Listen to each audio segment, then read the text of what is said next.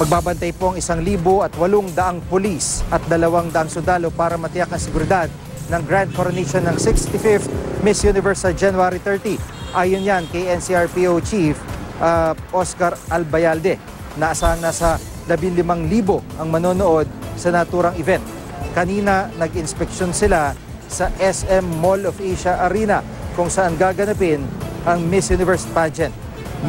Umikot ang mga K9 units sa loob at labas ng arena. Maglalagay din ng X-ray machine sa entrada ng arena bilang dagdag seguridad.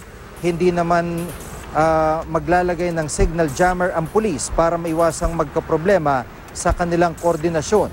Paalala ni Albayalde sa publiko, huwag nang pumunta sa MOA Arena kung wala rin lang importanteng gagawin doon.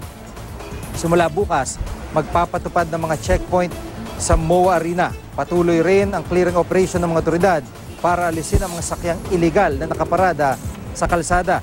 Ang daloy naman ng trapiko hindi daw ganong maapektuhan, kaya hindi na kailangan ng rerouting traffic scheme. Ayon pa kay Albayalde, wala silang isasagawang relocation sa mga street dweller para makita raw ng mundo ang sitwasyon sa bansa. Mga kapuso, mapapanood po ng live sa GMA7 ang coronation ng 65th Miss Universe sa January 30, alas 8 ng umaga. Maaari rin po maglagon sa gmanews.tv/Miss Universe 2016 para sa pinakabagong balita tungkol sa Miss Universe.